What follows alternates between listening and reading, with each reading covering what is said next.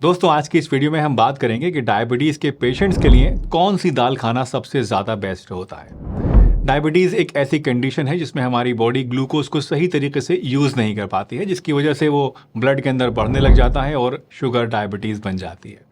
और यहाँ पर दोस्तों आप जानते हैं कि डायबिटीज़ में डाइट का जो रोल है वो बहुत ही ज़्यादा क्रूशियल होता है, क्योंकि ये जो शुगर हमारे ब्लड के अंदर आ रही है ये हमारे खाने से ही हमें मिलती है। हम क्या खाते हैं, कैसे खाते हैं और कितना खाते हैं, इसका सीधा सीधा असर हमारी ब्लड शुगर के ऊपर पड़ता है।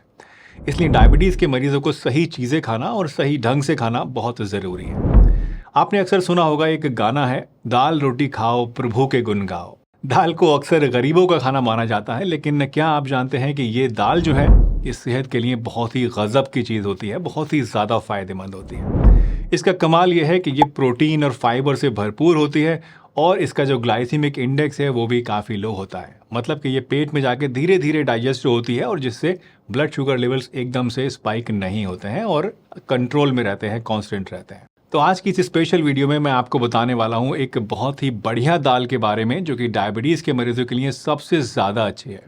वैसे तो दोस्तों सभी दालें डायबिटीज़ के मरीजों के लिए अच्छी होती हैं, आप कोई भी खा सकते हैं, लेकिन अगर हम कंपेयर करें, और बहुत सारे लोग मुझसे पूछते भी हैं कि कौन सी दाल सबसे ज़्यादा बढ़िया है, कौन सी उनको ज़्यादा खानी चाहिए, तो इसीलिए आज की ये वीडियो मैंने बनाई है ताकि आपके इस कन्फ्यूजन को मैं दूर कर सकूं। वैसे इस दाल के अलावा मैं आपको इस वीडियो में 4 और एडिशनल ऑप्शंस भी देने वाला हूं जो कि आपको मोर और लेस सेम ही फ़ायदे देंगी। इतनी ही अच्छी हैं आपके लिए जितने की जो बेस्ट दाल है उतनी है, लेकिन इससे क्या होगा कि आपको एक एडिशनल ऑप्शन मिल जाएगा और आप, क्योंकि जाहिर सी बात है एक ही दाल को रोज़ रोज़ तो नहीं खा सकते हैं, तो इन 4 चीज़ों की मदद से आपको थोड़ा सा वैरायटी अपने खाने में मिल जाएगी और आप बिना बोर हुए इनको आराम से खा पाएंगे। तो चलिए शुरुआत करते हैं और देखते हैं कि नंबर 5 पर कौन सी चीज़ है। इस जो वीडियो है दोस्तों इसको मैंने स्टेप बाय स्टेप रखा है, यानी एक रैंकिंग के हिसाब से रखा है। तो हम 5 से शुरू करेंगे और उसके बाद हम लास्ट में जाएंगे फर्स्ट रैंक पर जो कि सबसे बढ़िया है आपके लिए। तो शुरुआत करते हैं नंबर 5 से और देखते हैं कि ये क्या चीज़ है। तो नंबर 5 पर है दोस्तों चिक पीस, यानी कि चने। चने प्रोटीन और फाइबर से भरपूर होते हैं और इनका जो ग्लाइसीमिक इंडेक्स है वो भी लो है, करीब 28 से 33 के बीच इनका ग्लाइसीमिक इंडेक्स होता है, जो कि लो की कैटेगरी में ही आता है। इसका मतलब यह है कि जब आप चने खाते हैं तो ब्लड शुगर लेवल्स को एकदम से नहीं बढ़ाते हैं और कांस्टेंट बनाए रखते हैं। चिकपीस के अंदर जो हाई फाइबर कंटेंट होता है वो इनके डाइजेशन प्रोसेस को स्लो करता है, धीरे धीरे डाइजेस्ट होते हैं चने, जिसकी वजह से धीरे ही धीरे हमारे ब्लड के अंदर जो शुगर है वो रिलीज़ होती है, एकदम से बढ़ती नहीं है। और सिर्फ यही फ़ायदा नहीं है इनको खाने का, एक इंटरेस्टिंग रिसर्च भी बताती है दोस्तों कि अगर आप रेगुलरली चने को खाते रहते हैं तो इसकी वजह से बॉडी के अंदर इंसुलिन रेजिस्टेंस कम हो सकता है। इंसुलिन वो हार्मोन होता है जो कि खून के अंदर मौजूद ग्लूकोज को हमारी सेल्स के अंदर पहुंचाने का काम करता है। इसको अगर आप समझना चाहते हैं तो कुछ ऐसे समझ सकते हैं कि मान लीजिए आपका घर है, आपको घर के अंदर घुसना है, जाना है, तो उसके लिए आपको एक दरवाजे से एंटर होना होगा। अब इस दरवाजे के अंदर अगर ताला लगा हुआ है तो उस ताले को खोलने के लिए आपको एक चाबी चाहिए होगी। इसी तरह से आपकी सेल्स जो हैं ये भी एक तरह का घर है और इनके अंदर जब शुगर पहुंचती है, जाती है, तो उसको एक दरवाजे से होकर जाना पड़ता है और उस दरवाजे की जो चाबी है वो ये इंसुलिन है। तो अगर ये चाबी सही से काम नहीं करेगी तो दरवाज़ा ही नहीं खुलेगा और जब दरवाज़ा ही नहीं खुलेगा तो शुगर ब्लड के अंदर ही पड़ी रहेगी, वहीं पर बढ़ती चली जाएगी और इससे डायबिटीज़ पैदा होगी। तो चने ना सिर्फ आपकी ब्लड शुगर को मेंटेन करने में आपकी हेल्प करते हैं दोस्तों, बल्कि जिन लोगों को शुगर नहीं भी है, डायबिटीज़ नहीं भी है या प्री डायबिटीज़ के केस में है, उन लोगों के अंदर डायबिटीज़ के होने के रिस्क को भी ये काफ़ी हद तक कम करता है। चने 2 तरह के होते हैं, एक होते हैं काबुली चने, एक होते हैं देसी चने। दोनों ही डायबिटीज़ के लिए बढ़िया है, आप कोई सा भी यूज़ कर सकते हैं, लेकिन अगर बहुत बारीकी से कंपेयर करें तो जो देसी चना है वो थोड़ा सा ज़्यादा इफेक्टिव होता है, ज़्यादा अच्छा होता है। तो आप चाहें तो देसी चने को ज़्यादा इस्तेमाल करिए। वैसे अगर आपको वो पसंद है काबुली, तो आप काबुली भी इस्तेमाल कर सकते हैं। दोनों में से जो भी आपको अच्छा लगे वो ले सकते हैं। नंबर 4 पर है दोस्तों मूंग की दाल। मूंग की दाल 2 टाइप की होती है, आपने देखा ही होगा, एक होती है पीली वाली मूंग की दाल, एक होती है हरी वाली मूंग की दाल। पीली दाल में इसका छिलका उतार लिया जाता है और हरी दाल में ये छिलका इंटैक्ट होता है। मूंग की दाल के छिलके में फाइबर होता है, तो इसलिए टेक्निकली अगर देखें तो हरी वाली जो मूंग दाल है वो ज़्यादा हेल्दी होती है और डायबिटीज़ के लिए ज़्यादा सूटेबल होती है। वैसे अगर आप चाहें तो वैरायटी के लिए पीली वाली दाल भी खा सकते हैं, उसमें भी कोई प्रॉब्लम आपको नहीं आएगी। हरी मूंग की दाल का जो ग्लाइसीमिक इंडेक्स है वो 38 होता है, जो कि काफ़ी लो है। और ख़ास तौर से अगर कोई प्रेग्नेंट लेडी है या फिर ऐसे लोग जिनके अंदर हार्ट कोई प्रॉब्लम है या फिर कमज़ोरी बॉडी में ज़्यादा रहती है, तो ऐसे लोगों के लिए मूंग की दाल खाना बेहद फ़ायदेमंद है। ख़ास तौर से डायबिटीज़ के पेशेंट्स के अंदर दोस्तों हार्ट डिजीज़ होने का ख़तरा काफ़ी ज़्यादा बढ़ जाता है, कोलेस्ट्रॉल बढ़ने का ख़तरा काफ़ी ज़्यादा बढ़ जाता है। तो हरी वाली जो मूंग की दाल है, इसको हफ्ते में अगर आप 1-2 बार खा लेते हैं तो ये आपके कोलेस्ट्रॉल को कम करने में भी काफ़ी हेल्प करती है और साथ साथ आपकी हार्ट हेल्थ के लिए भी बढ़िया होती है। और अगर कोई डायबिटिक पेशेंट ऐसा है जो कि प्रेग्नेंट है, कोई लेडी ऐसी हैं जो प्रेग्नेंट है और उन्हें डायबिटीज़ भी है, तो ऐसे केस में तो हरी वाली मूंग की दाल कोशिश करके रोज़ाना ही ऐसे मरीज़ को खानी चाहिए। हमारे काउंटडाउन में नंबर 3 पर आते हैं दोस्तों ब्लैक बीन्स और किडनी बीन्स, यानी काले सेम और राजमा। ये दोनों ही चीज़ें ना ही सिर्फ खाने में बड़ी टेस्टी होती हैं बल्कि इनके हेल्थ बेनिफिट्स भी बहुत कमाल के होते हैं। ये प्रोटीन और फाइबर का बहुत ही रिच सोर्स है और इनकी ख़ास बात यह है कि इनका ग्लाइसीमिक इंडेक्स सिर्फ 19 होता है, जो कि बहुत ज़्यादा लो है और ब्लड शुगर को स्टेबलाइज करने में आपकी बड़ी हेल्प करता है। इसके अलावा इनमें एंटीऑक्सीडेंट्स भी भरपूर मात्रा में होते हैं जो कि आँखों के लिए, स्किन के लिए और ओवरऑल हेल्थ के लिए अच्छे होते हैं।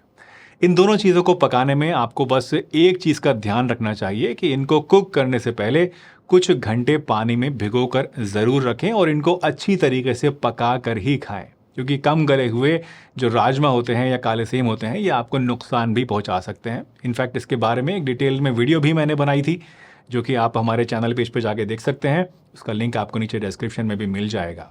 तो बस इस बात का ध्यान रखिए कि अच्छे से पका हुआ हो राजमा और काले सेम, और उसके अलावा आप इसको आराम से हफ्ते में 2-4 बार खाइए और देखिए कि ये आपकी शुगर को कंट्रोल करने में आपकी कितनी ज़्यादा हेल्प करता है। नंबर 2 पर है दोस्तों मसूर की दाल।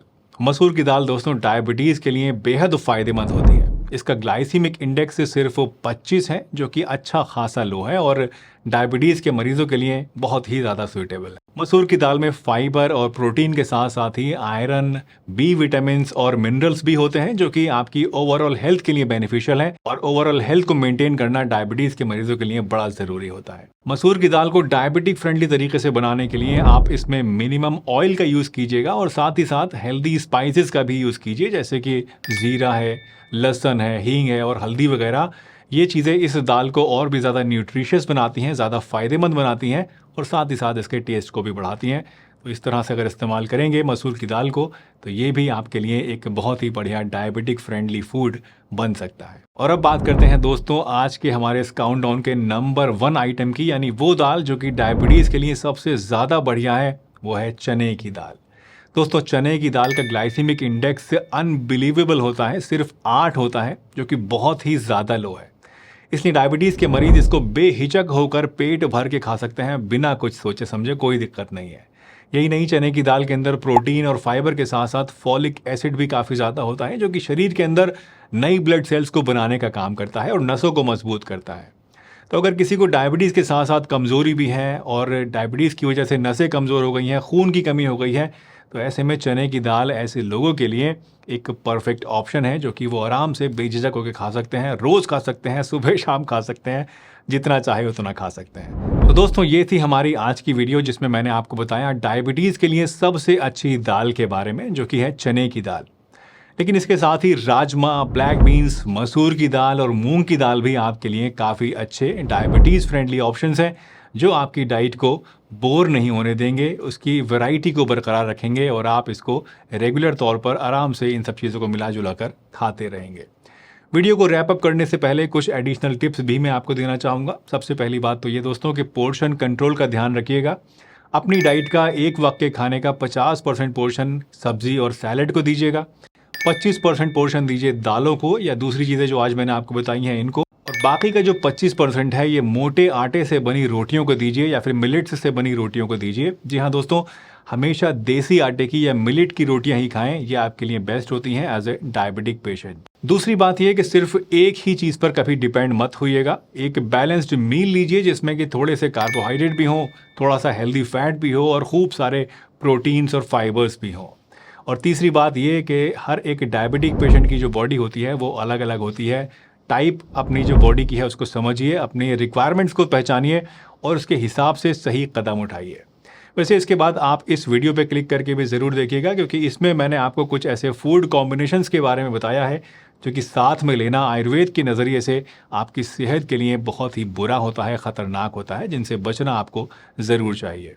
तो एक बार इस वीडियो को भी ज़रूर देखिएगा और इसी के साथ मुझे इजाज़त दीजिए। मैं आपसे फिर मिलूंगा एक नई वीडियो में। तब तक आप हंसते रहिए, मुस्कुराते रहिए, रोज़ कुछ ना कुछ नया सीखते रहिए ताकि आप रह सकें हेल्दी हमेशा।